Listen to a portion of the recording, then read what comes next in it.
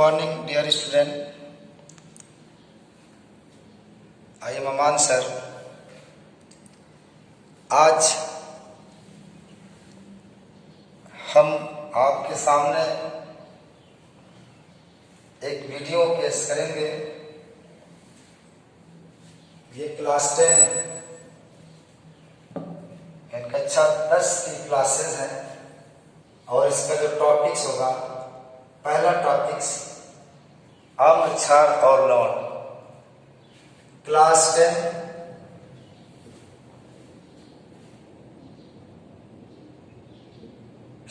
Topics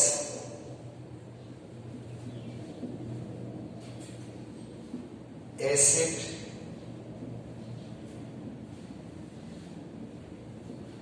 base and salt. अम्ल, क्षार और लवण। तो सबसे पहले मैं आपसे इस बात पे जोर दूंगा कि हर वीडियो के साथ आप नोट्स बनाते चलें ताकि आपको पढ़ने में आसानी हो। अगर नोट्स नहीं बनाएंगे तो वीडियो का कोई मतलब नहीं हुआ। तो सभी छात्रों से विनम्र निवेदन है कि ये क्लास के साथ, वीडियो के साथ आप नोट्स बनाते चलें और जब इस तरह से करेंगे तो आपको पढ़ने में मजा आएगा और आप जैसे लगेगा कि आप स्कूलिंग कर रहे हैं। आपको यह लगेगा कि आप स्कूलिंग कर रहे हैं, स्कूल से पढ़ करके आए हैं, नोट्स बना रहे हैं। ठीक है, ओके। मैं क्लास कक्षा 10 की क्लास ले रहा हूँ और उसका पहला टॉपिक्स मैं जो चूज किया है अम्ल, क्षार और लवण। ठीक है, ओके। तो सबसे पहले हम आते हैं अम्ल और क्षार क्या होता है। अम्ल और क्षार को डिफाइन कैसे किया जाएगा? तो बहुत कॉमन सी बात है। अम्ल, क्षार बहुत पुराना ओल्ड नेम है, बहुत पुराने, बहुत दिनों से आप जानते हैं। लेकिन कंफ्यूजन बच्चों में अगर नॉलेज नहीं रहता है तो बहुत ज्यादा कंफ्यूज रहते हैं कि एसिड और बेस क्या होता है। बच्चों से पूछो कि बेटा एसिड क्या होता है, तो आंसर आता है कि सर एसिड खट्टे होते हैं, या नीले लिटमस पेपर को लाल कर देता है। It is not a definition. ये अम्ल की परिभाषा नहीं है, ये अम्ल की प्रॉपर्टी है। तो आज आप जान लीजिए कि अम्ल क्या है और क्षार क्या है। अम्ल और क्षार को डिफाइन करने के लिए कॉन्सेप्ट, सिद्धांत दिए गए हैं। ये 3 सिद्धांत हैं। तो इस सिद्धांत को हम क्या कहते हैं? Acid base concept. क्या कहते हैं? Acid base concept. Acid base concept, अम्ल क्षार सिद्धांत। इस 3 के सिद्धांत कितने? 3 हैं। कितने सिद्धांत इसके हैं? 3। और उसमें पहला आर्हेनियस कॉन्सेप्ट। क्या है? Arrhenius concept. दूसरा क्या है? लॉरी एंड ब्रॉन्सेट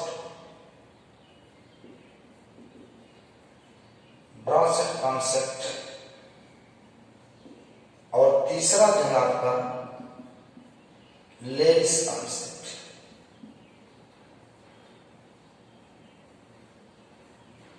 लेविस कॉन्सेप्ट, ये 3 कॉन्सेप्ट एसिड और बेस को डिफाइन करने के लिए है। Arrhenius concept, Lowry and Bronsted concept और लेविस कॉन्सेप्ट। ओके, बात समझ में आ गई? इसको आप नोट कर लीजिए। Arrhenius concept, Lowry and Bronsted concept और लेविस कॉन्सेप्ट। ठीक है, अब हम इन तीनों सिद्धांतों को देखते हैं एक एक करके। तो सबसे पहला कॉन्सेप्ट आर्हेनियस कॉन्सेप्ट में लेता हूं। आर्हेनियस कॉन्सेप्ट के अनुसार एसिड बेस की परिभाषा क्या है? आर्हेनियस कॉन्सेप्ट कहता क्या है? आर्हेनियस ने कहा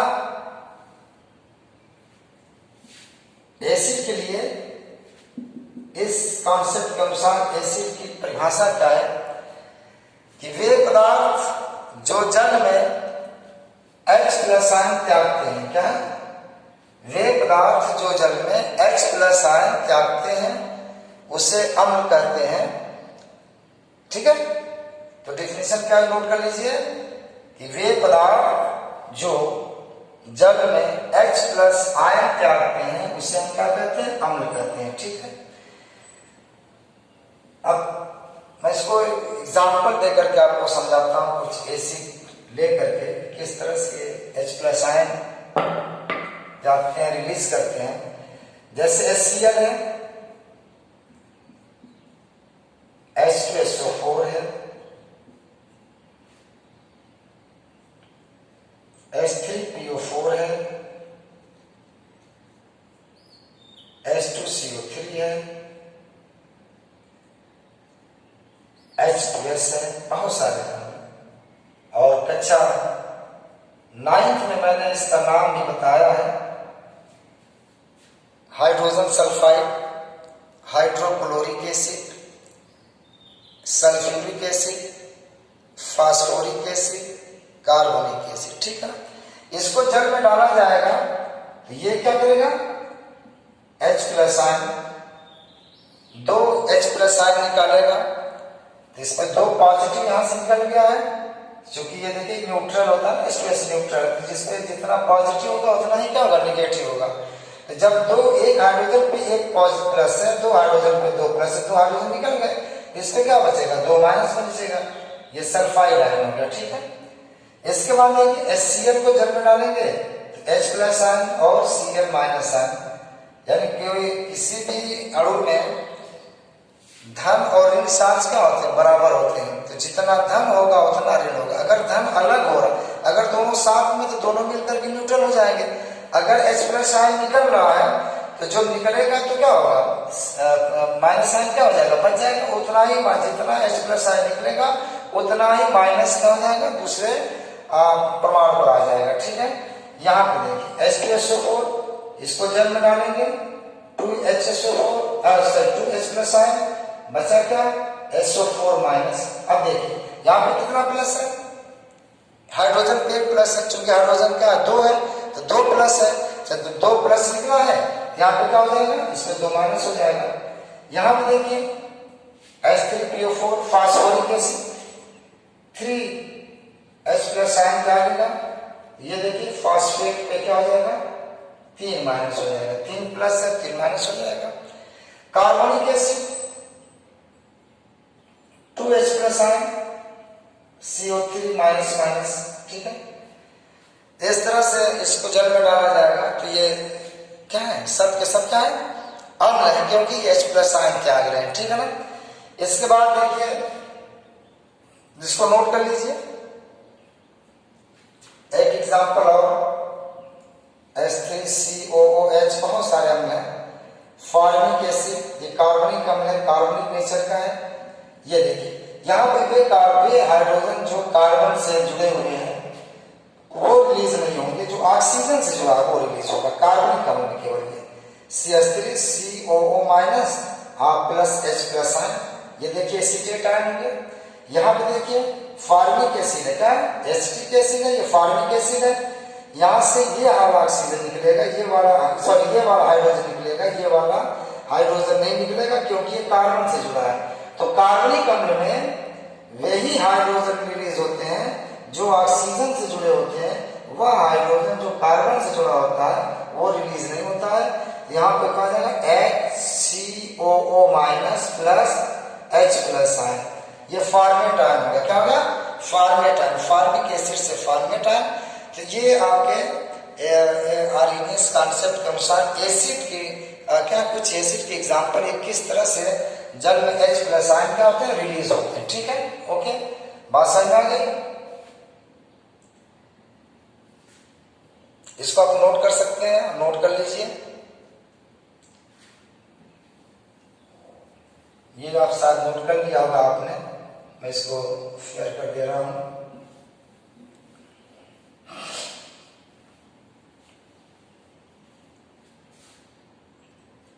ओके, ठीक है। अब देखिए बेस क्षार,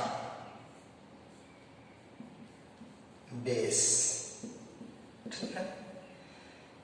आर्हेनियस के अनुसार क्षार क्या होता है, और एक आसान डिफिनेशन है, वे पदार्थ जो जल में OH माइनस आयन त्यागते हैं, OH माइनस आयन त्यागते हैं, उसे हम क्या कहते हैं, क्षार कहते हैं, इसको हाइड्रोक्साइड आयन कहते हैं।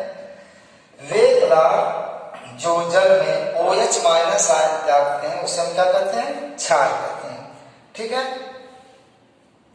अब देखिए इसकी डिफिनेशन क्या होती है, बड़ी आसान,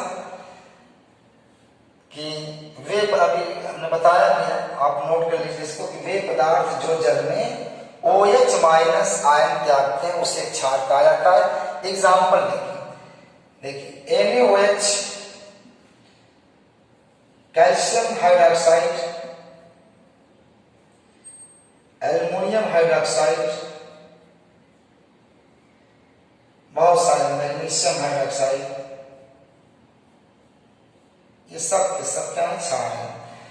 और एक चीज और है, इस पर ध्यान रखिएगा कि यह सिद्धांत केवल उन्हीं क्षारों की व्याख्या करता है जिसमें OH का होता है, उपस्थित होता है, और यह सिद्धांत उस क्षार की व्याख्या नहीं कर सकता, यह सिद्धांत जिसमें OH उपस्थित ना हो, जैसे अमोनिया।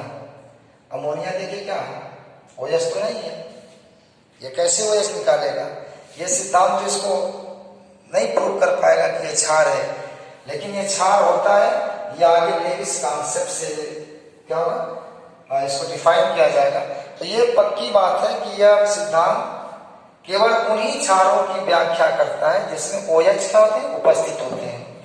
चलिए इसको जल में डालेंगे, Na plus OH minus ion, आपको OH में चार्ज तो नहीं पता है क्या होता है, लेकिन सोडियम पे तो पता है ना, सोडियम के बारीक कक्षा में एक इलेक्ट्रॉन होता है, और ये किसी के साथ जब जुड़ेगा तो इलेक्ट्रॉन ये त्यागता है, इसके पास क्या है, इलेक्ट्रॉन त्यागने की क्षमता, एक इलेक्ट्रॉन त्यागेगा तो इसमें एक प्लस आ गया।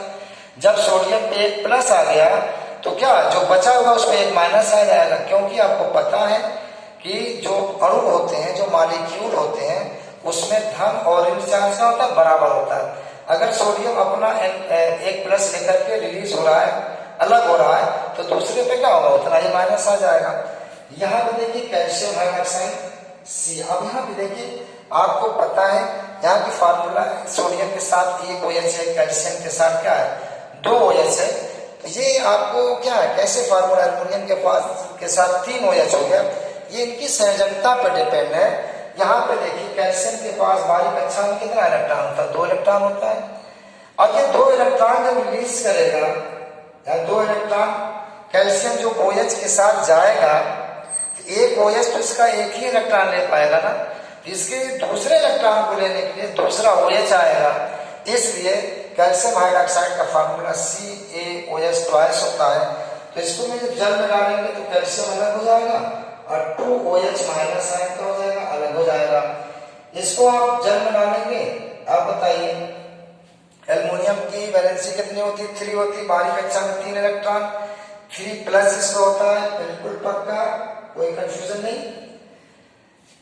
एल्युमिनियम के बारीक कक्षा में कितना इलेक्ट्रॉन होता है, 3 होता है, इसका इलेक्ट्रॉन आपका एटॉमिक नंबर 13 होता है, इलेक्ट्रॉनिक विन्यास 283, बारीक कक्षा में 3 इलेक्ट्रॉन, और 3 इलेक्ट्रॉन जिसके बारीक कक्षा में होता है अपनी अष्टक पूरी करने के लिए इलेक्ट्रॉन त्यागते हैं, तो 3 प्लस आ जाएगा। जब 3 प्लस आ जाएगा तो आपका 3OH माइनस है, ठीक है। यहाँ पर हो जाएगा Mg plus plus plus 2OH minus. ये आपकी क्षार की डिफिनेशन और क्षार का एग्जाम्पल हो गया, ठीक है, अकॉर्डिंग टू आर्हेनियस कॉन्सेप्ट। तो आर्हेनियस कॉन्सेप्ट के अनुसार अम्ल और क्षार क्या होता है, मैंने इसको आपको बता दिया, ठीक है। आप इसको बाय नोट्स पे उतार लीजिएगा, इसको notes properly class wise notes करते रहिए, ताकि आपको लगे कि मैं क्लास कर रहा हूँ, क्लास में स्कूल जा रहा हूँ, जिससे पढ़ाई की एक क्या पोटेंशियल आपके अंदर पैदा होगी, पढ़ाई की एक सेगमेंट्स आपके दिमाग में सेटअप होगा, जिससे पढ़ने में मजा आएगा। इरेगुलर पढ़ाई से मजा नहीं आता है। जब आप कंटिन्यूटी में होते हो तो आपको पढ़ने का मन करता है, पढ़ने में इंटरेस्ट आता है, और जब इंटरेस्ट आता है तो कोई चीज करने में अच्छी लगती है। इसलिए आप प्रॉपरली नोट्स बनाते रहें, नहीं तो ये सब हम लोगों की मेहनत क्या हो जाएगी, बेकार चली जाएगी। ठीक है, तो ये जो वीडियो इसको बैक करके भी आप एग्जाम्पल अगर जब नहीं लिख पाए हैं, इसको बैक करके भी आप एग्जाम्पल लिख सकते हैं। तो ये हो गई अकॉर्डिंग। इसका ड्रॉबैक देखिए क्या होता है, इस कॉन्सेप्ट का ड्रॉबैक, दोष क्या है, आर्हिनियस कॉन्सेप्ट का दोष क्या है, ड्रॉबैक। ड्रॉबैक इस आर्हिनियस कॉन्सेप्ट का दोष क्या है, ये देखो, ये कॉन्सेप्ट जो होता है केवल विलाय जल विलाय में होता है, केवल जल वाटर में यह अम्ल और क्षार को परिभाषित कर पाता है, किसी और विलायक में यह एसिड बेस को डिफाइन नहीं कर पाता है। तो इसका दोष क्या होगा, पहला दोष क्या होगा कि यह सिद्धांत अम्ल और क्षार को केवल विलायक जल में परिभाषित कर पाता है। ठीक है, एक दोष इसका यह है कि यह सिद्धांत उन क्षारों की व्याख्या नहीं कर पाता है, उन क्षारों को डिफाइन नहीं कर पाता है जिसमें OH माइनस आयन अनुपस्थित होते हैं, अब्सेंट होते हैं। यानी जिस क्षार में OH माइनस आयन नहीं होता है यह सिद्धांत उस क्षार की व्याख्या नहीं कर पाता है। जैसे अमोनिया, फास्फिन, देखो वाटर से, ये दो क्षार अमोनिया और PS3 है, ये फास्फिन है, ये अमोनिया, दोनों क्षार हैं, लेकिन OH माइनस आयन नहीं है। अब OH माइनस आयन नहीं है तो आर्हिनियस कॉन्सेप्ट के अनुसार इसको आप डिफाइन नहीं कर सकते। ठीक है ना, ओके, ये इसका दोष हो गया। अब अगला कॉन्सेप्ट देखते हैं, अगला सिद्धांत लेकर आता है, क्या है दूसरा सिद्धांत,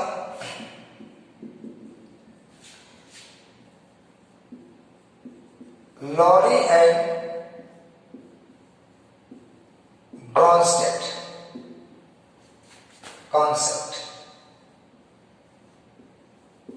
लॉरी एंड ब्रॉन्स्टेड कॉन्सेप्ट इस साइंटिस्ट के लिए, लॉरी एंड ब्रॉन्स्टेड ने अम्ल और क्षार को किस प्रकार से डिफाइन किया है, बस थोड़ा सा फर्क है।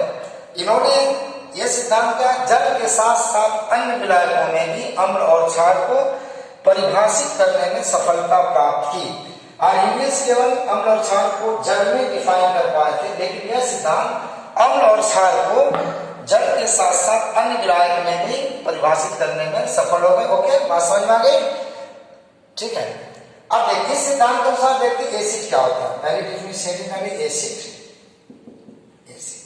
बड़ा आसान है, H+ आयन, प्रोटॉन का कॉन्सेप्ट यहाँ पे है। वे पदार्थ जो जल या अन्य विलायक में प्रोटॉन त्यागते हैं उसे हम क्या कहते हैं, अम्ल कहते हैं। ठीक है, वे पदार्थ जो जल या अन्य विलायक में, मैं जल के साथ साथ अन्य विलायक भी बोल रहा हूं, जो जल या अन्य विलायक में प्रोटॉन त्यागते हैं, प्रोटॉन मीन्स H+ आयन त्यागते हैं, उससे हम क्या करते हैं, एसिड करते हैं। और दूसरा का बेस इस सिद्धांत पर क्या है कि वे पदार्थ जो जल या अन्य विलायक से प्रोटॉन क्या ग्रहण करते हैं उसे हम क्या कहते हैं, बेस करते हैं। वे पदार्थ जो जल से जल या अन्य विलायक से प्रोटॉन ग्रहण करते हैं उसे हम क्या कहते हैं, बेस करते हैं। ठीक है ना, इसमें प्रोटॉन का कॉन्सेप्ट, एसिड प्रोटॉन त्यागता है और बेस प्रोटॉन क्या होता है, ग्रहण करता है। ठीक है, अब देखते हैं, जैसे Cl और मैंने अमोनिया लिया, ठीक, HCl एसिड है जैसा कि नोन है, ये बेस है, अमोनिया बेस होता है। अब इसमें साइन त्यागता है और ये H+ आयन क्या होता है, ग्रहण करता है। NH3 क्या हो जाएगा, NH4+ हो जाएगा, अमोनियम आयन, इसको अमोनियम आयन कहा जाता है। और इसमें क्या होगा, क्या बच गया, Cl- आयन। क्या हो गया, Cl- आयन। क्या हो गया, Cl- आयन।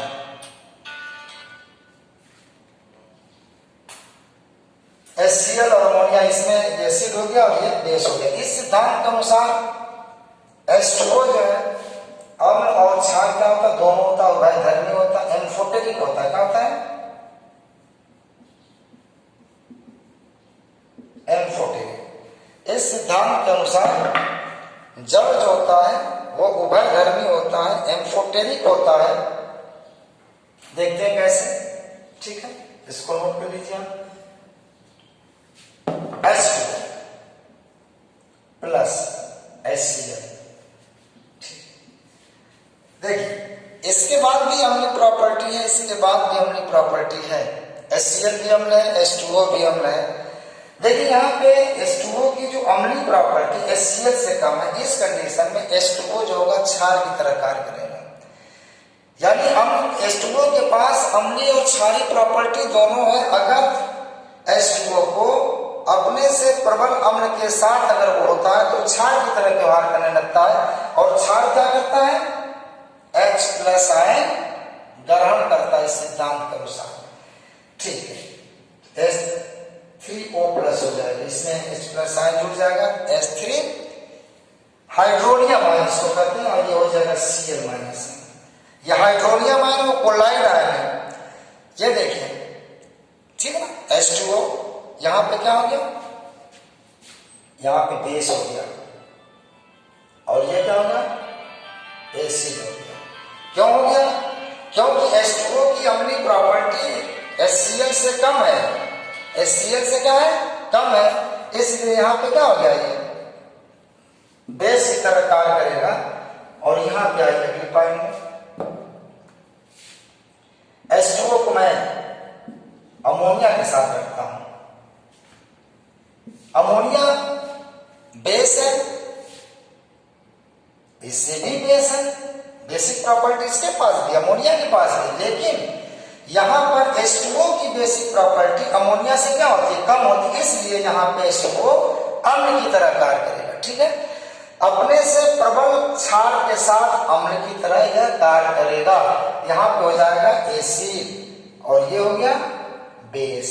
ठीक है, यहां पे देखिए जब एसिड है तो प्रोटॉन त्यागता है, जब प्रोटॉन त्यागेगा तो क्या हो जाएगा? यहां से प्लस आयन निकल जाएगा, तो H माइनस आयन बचेगा, और ये क्या हो जाएगा? इसमें ये बेस की तरह कार्य करता है, जब प्रोटॉन क्या करता है? ग्रहण करेगा H प्लस आयन, तो NH4 प्लस हो जाएगा हाइड्रोनियम आयन। ये देखिए, तो ये मैं क्या आपको बता रहा हूं, इस सिद्धांत के अनुसार H2O जो होता है उभयधर्मी होता है, एम्फोटेरिक होता है। इसका मतलब क्या हुआ? H2O के पास अम्लीय और क्षारीय प्रॉपर्टी क्या होती है? दोनों होती है। ओके, बात समझ में आ गई? ठीक, इसको नोट कर लीजिए। अब देखिए इसी से कॉन्सेप्ट टर्म निकल के आता है संयुग्मी, संयुग्मी क्षार। क्या होता है? कंजुगेट,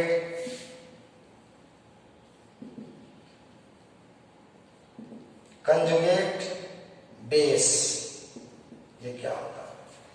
कंजुगेट बेस क्या होता है? बता दो, शेयर कर दो। कोई भी चीज समझ में ना आए, इसको आप फोन से आप कॉन्सेप्ट क्लियर कर सकते हैं। संयुग्मी क्षार का बड़ा आसान होता है। जैसे अम्ल द्वारा H प्लस आयन त्यागने पर, प्रोटॉन त्यागने पर प्रोटॉन निकल गया, बचा क्या चीज? Cl minus ion, H plus ion.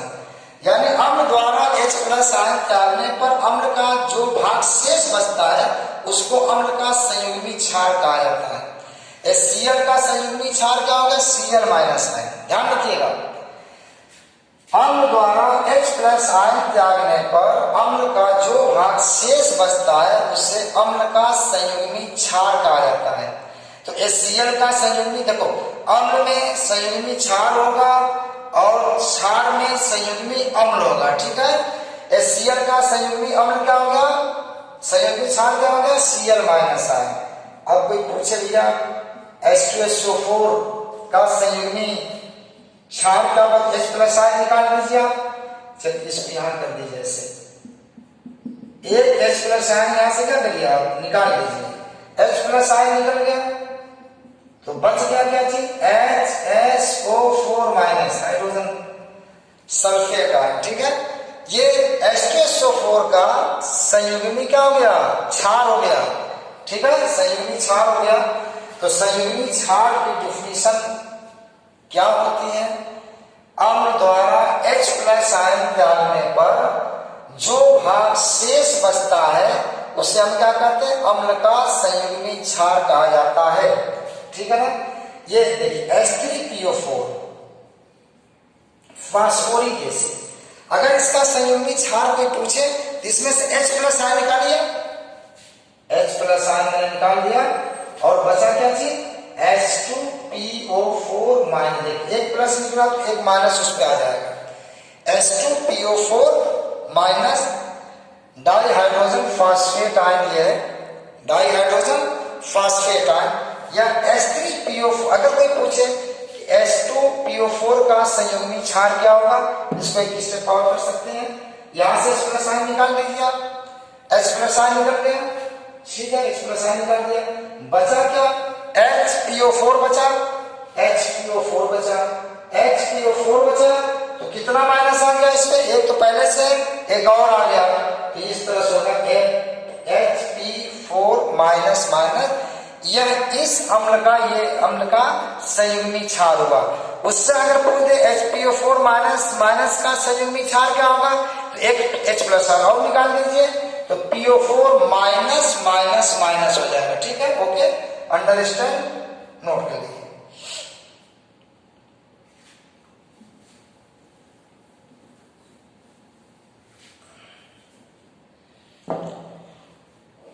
SO3 carbonic acid, H plus ion, इसका संयुग्मी क्षार क्या हो जाएगा, HCO3 माइनस, एक हाइड्रोजन, जो मैं लेफ्ट राइट साइड में लिख रहा हूं वो इस अम्ल का संयुग्मी क्षार सब है, ठीक है ना।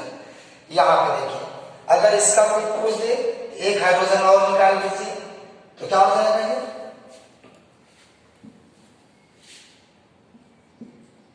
H plus ion plus CO3 minus minus carbonate ion, HCO3 ये बाई कार्बोनेट आयन है, बाई कार्बोनेट आयन का संयुग्मी क्षार क्या होगा, CO3 माइनस माइनस माइनस, ठीक है ना, ओके।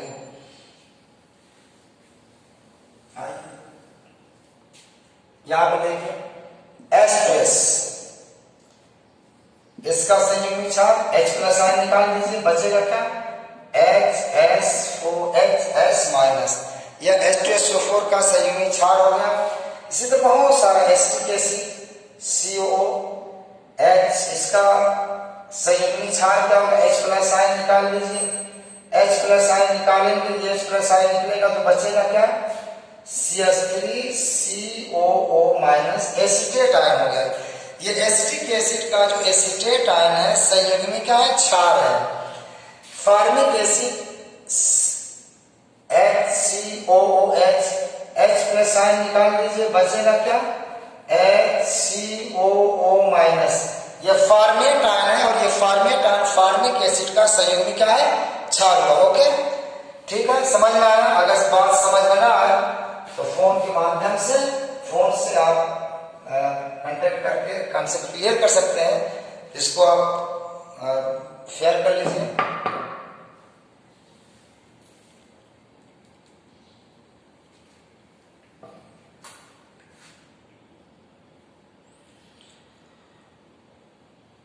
और ये वीडियो जैसे जैसे आपकी क्लासेस आगे बढ़ेंगी वो सारी जो टेक्निकल प्रॉब्लम्स आ रही है ना वो सारी सॉल्व हो जाएंगी। ये बहुत सारी टेक्निकल प्रॉब्लम है, कुछ हम कर नहीं सकते, कोई इंस्ट्रूमेंट ला नहीं सकते, कुछ हम जैसे एक्स्ट्रा एक्टिविटीज जैसे वॉइस का कैमरा वगैरह हम लगा नहीं सकते, क्योंकि लॉकडाउन में कुछ भी मिलना संभव नहीं, पॉसिबल नहीं है।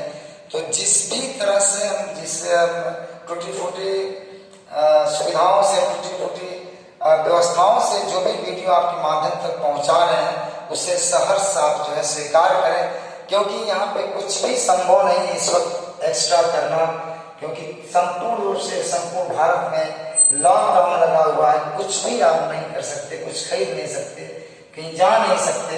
बस आपका स्नेह, आपका प्यार, आपका लगाव जो हमसे था उसी को देखते हुए आपके भविष्य की चिंता हमको थी और उस चिंता को दूर करने के लिए हम लोग आपके सामने ऑनलाइन वीडियो की व्यवस्था की है, ठीक है ना।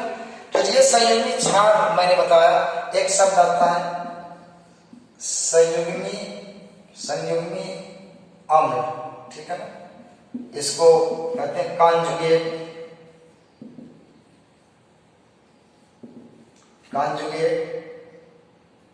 एसिड, ये आपको बेस से मिलेगा। कहा था कि क्षार द्वारा इसका रसायन ताड़ने पर, यह क्षार अमोनिया है, क्षार द्वारा H रसायन ग्रहण करने पर जो शेष बचता, जो प्राप्त होता है, ये क्षार है, H रसायन ग्रहण करेगा, ये हो गया अमोनियम आयन। क्या हो गया? Ammonium ion. यह अमोनिया का संयुग्मी अम्ल होगा। क्या हुआ? अमोनिया का संयुग्मी अम्ल हुआ अमोनियम आयन।